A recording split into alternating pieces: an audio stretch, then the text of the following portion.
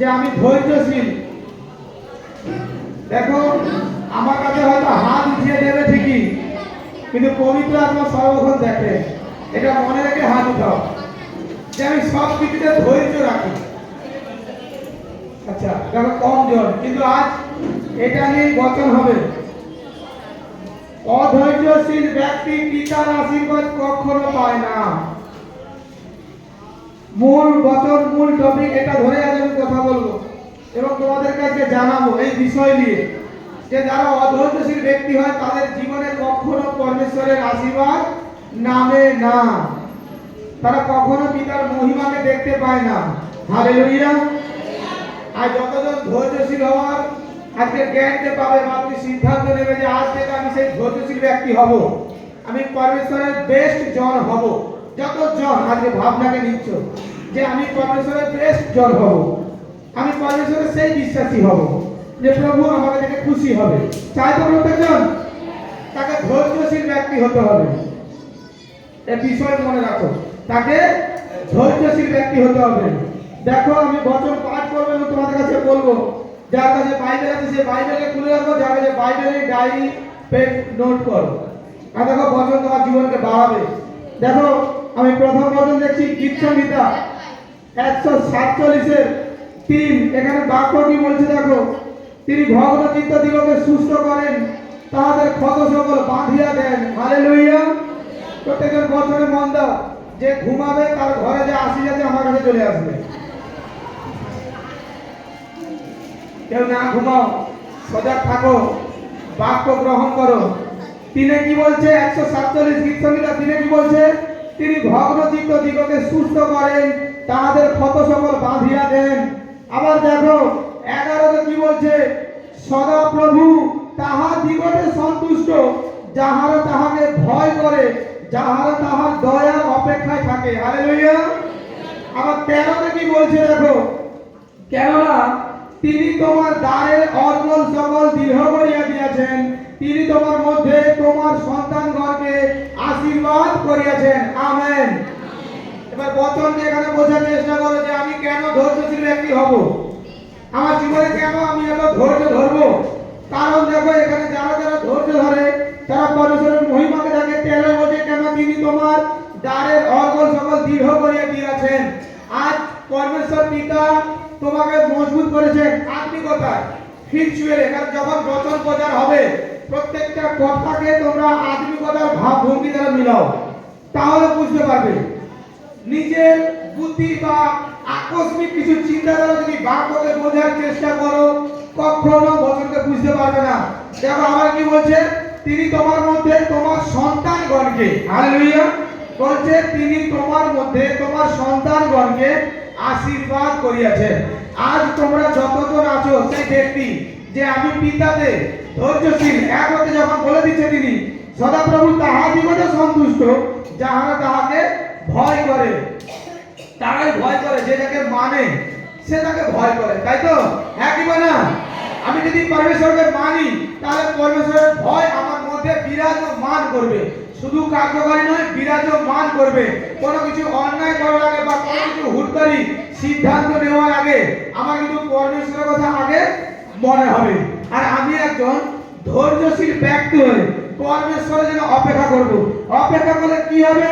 Bible বলছে দেখো, তুমি শত ব্যথা পাচ্ছ, কষ্ট পাচ্ছ, তার মধ্যেও তুমি পরমেশ্বরের জন্য অপেক্ষা করছো। বলে বলছে যাহারা তাকে ভয় করে, যাহারা তাহার দয়ার অপেক্ষায় থাকে, তাদের জীবনে পরমেশ্বর চমৎকার করে। তিনি কি বলছে, তিনি ভগ্ন চিত্ত দিগকে। আজ তুমি ভেঙে পড়েছো, হতাশার মধ্যে পৌঁছে গেছো। আজ আমাদের জীবনে সবথেকে বড় জিনিস কি জানো? তুমি যখনই নিজের কথা, যে আমার মধ্যে কিছু ভাবনা আছে, এটা ধরো চলতেছে একটা লাইনকে তুমি দেখতেছো, তোমার পার্শ্ববর্তী ব্যক্তি তোমাকে যখনই কোনো কিছু বলে যায়, তুমি কিন্তু সবার আগে সেই ব্যক্তির কথাতে বেশি গুরুত্বপূর্ণ দাও। হ্যাঁ কি না? এটা প্রত্যেকটা মানুষ এটা করে বন্ধ করো। কারণ আমরা বিশ্বাসী, আমি বাইবেল প্রচার শুনবো, আমার যাজক কি বলছে বা কি শিক্ষা দিচ্ছে আমার পালক, আমি সেটাকে ফলো করব।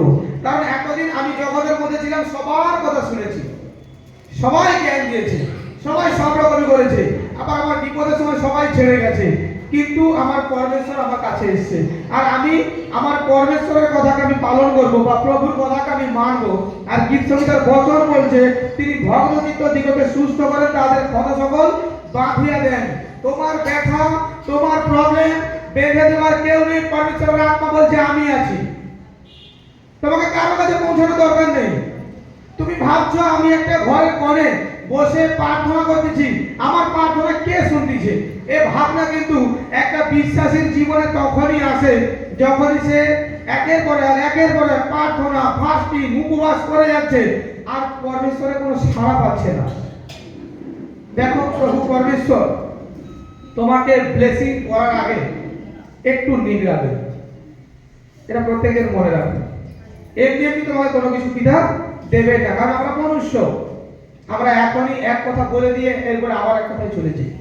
তিনি ঈশ্বর, তিনি যা দেন তা ফুরান না। আর যদি পরমেশ্বর আমাদের মতনই শুধু কথায় কথা মিলাতো তাহলে তো প্রবলেম হতো। আমরা যেমন বারবার একটা বলে দিয়ে আর একটা পিছনে পড়ে যাচ্ছি, তাই না? কিন্তু পরমেশ্বর যে ব্যক্তি ধৈর্য ধরে, আমার অপেক্ষা করে যে আমি সদাপ্রভুর অপেক্ষায় আছি আর সদাপ্রভু আমার জীবনে সে আশীর্বাদ দিবে। দেখো, অনেক সময় কি হয়, আমরা অধৈর্য হয়ে নিজেদের বুদ্ধিতে বিবেককে কাজে লাগিয়ে কি করি, পরমেশ্বরের কাছ থেকে দূরে সরে যাই। ক্ষণিকের আনন্দ বা কিছু খুশির জন্য বা সাময়িক কারোর কথার জন্য দূরে সরে গেছি, কিছুটা আনন্দ নিয়েছি, তারপরে কিন্তু আমি সেই ক্লান্তশীল ব্যক্তি হয়ে দাঁড়াচ্ছি। পিতা তাদেরকে বলছে তোমরা ধৈর্য ধরো, আমার অপেক্ষা করো, তোমরা অধৈর্যশীল হবে না। আর তুমি যখনই ধৈর্যশীল ব্যক্তি হবে, তার জন্য পিতা আজ বচন দিচ্ছে, কেননা তিনি তোমার দ্বারের অর্ঘ সকল দীর্ঘ করে দিয়েছেন। আজ বচন দ্বারা, গীত সংগীতার বচন দ্বারা পরমেশ্বর তোমাকে জানাচ্ছে যে তিনি তোমার সঙ্গে আছেন, তিনি তোমার মধ্যে আছেন। তোমার প্রত্যেকটা স্টেপ, তোমার প্রত্যেকটা পরিস্থিতি পরমেশ্বর জানেন আর দেখতেছেন। প্রত্যেকজন নিজের হৃদয়ে হাত রাখ, প্রত্যেকজন মন থেকে অঙ্গীকার কর কি পিতা পরমেশ্বর আমাকে তোমার সেই ধৈর্যশীল করা সন্তান তৈরি করো। তুমি যেমন আমাকে বানাবে আমি তেমনই তৈরি হব পিতা। প্রভু যিশুর নামে আমেন। সেই ধৈর্যশীল সন্তান তোমরা হও, তোমাদের কোনো কিছুর অভাব হবে না। আমি আবারও এখানে বলছি, আমি যদি শুধু রোগ সুস্থ হওয়ার জন্য আসি তাহলে বাক্য শোনার কোনো প্রয়োজন নেই। আমি যদি এখানে শুধুমাত্র লোক দেখাতে আসি, আবার এখান থেকে যাওয়ার পরে আমি জগতের সঙ্গে মিশে যাব, আমি তাদের জন্য বলছি তারা উঠে যেতে পারে, আমার কোনো আপত্তি নেই।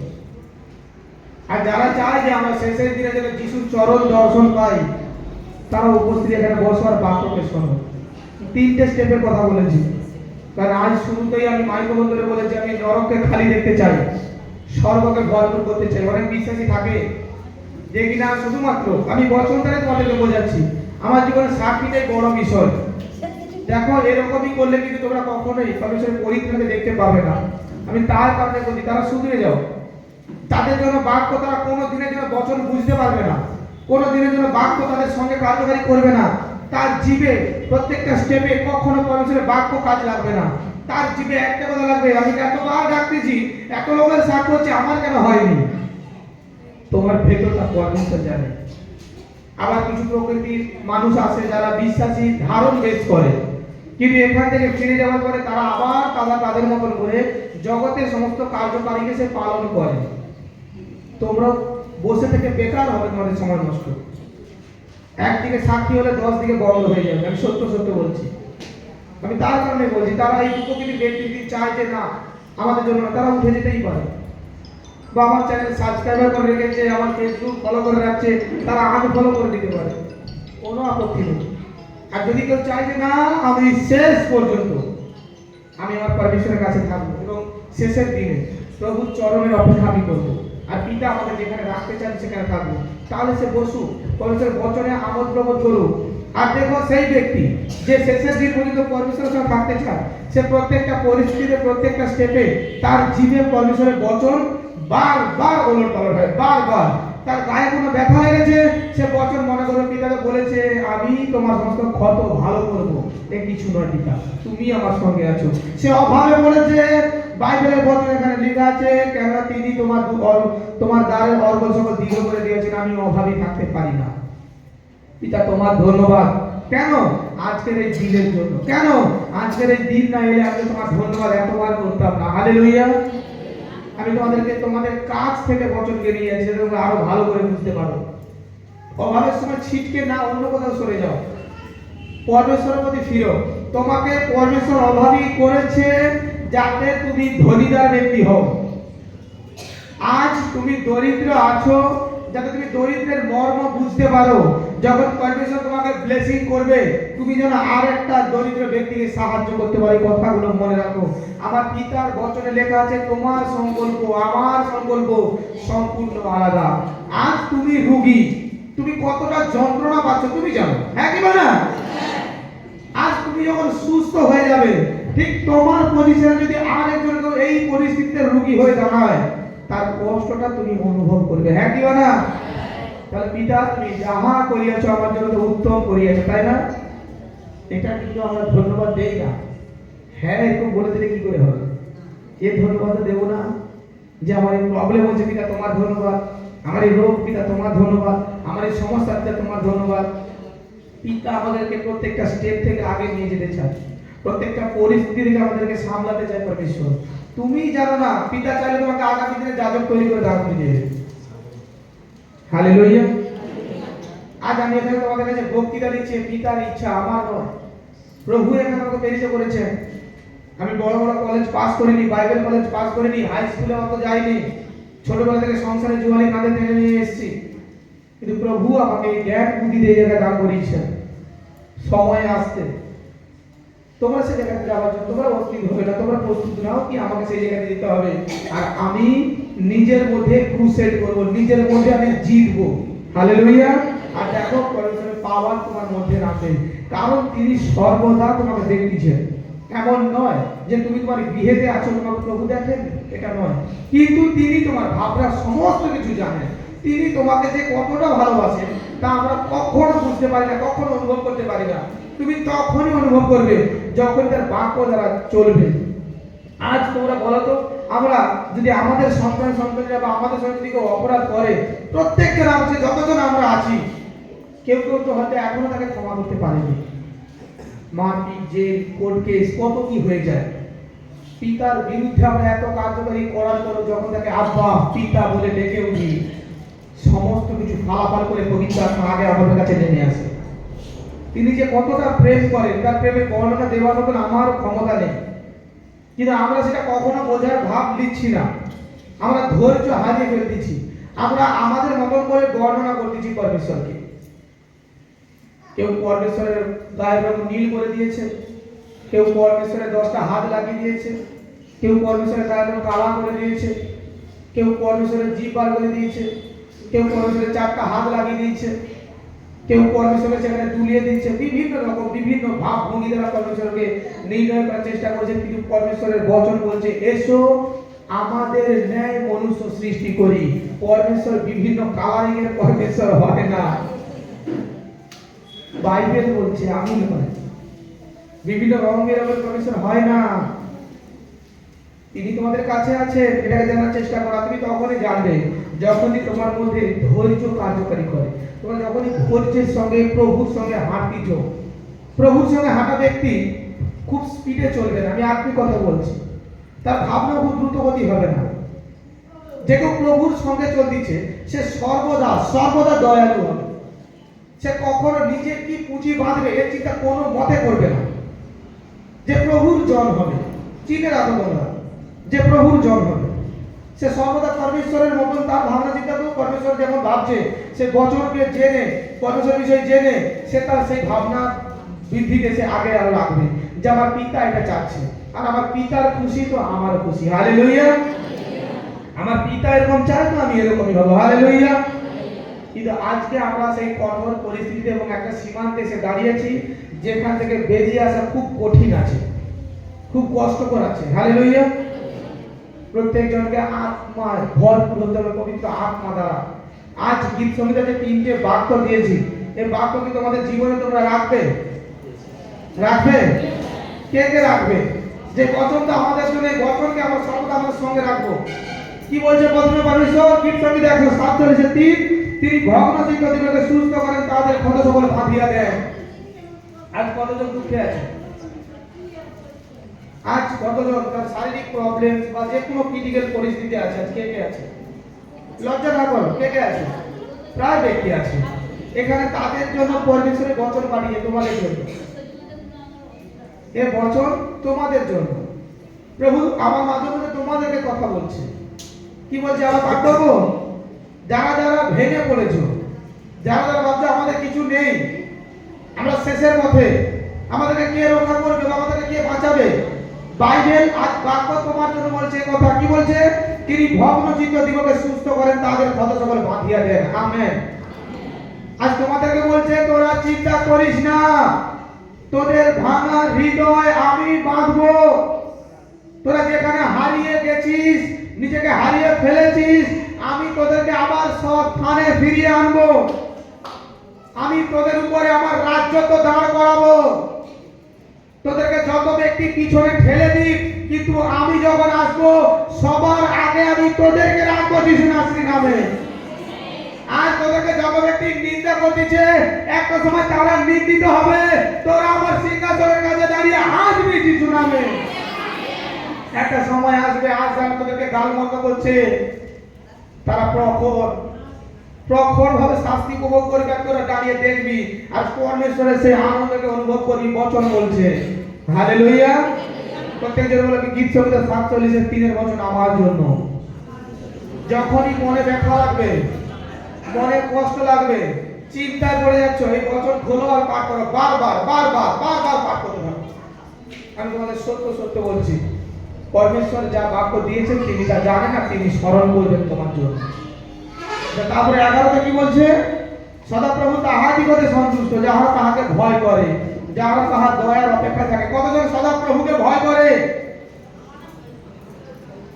আচ্ছা, তার আগে বলো তো তোমরা, পরমেশ্বরকে কথা দিয়ে কথা রাখে কতজন? আচ্ছা, ভয় করে বলতে এত লোকের হাত উঠে গেছে। কেমন ভয়? এরকমই ভয়। এটা ভয় বলে না, লোক দেখানি বলে। চেঞ্জ হও। কথা দিয়ে তুমি যখন কথাই রাখছো না, তোমার ভয় কোথায়?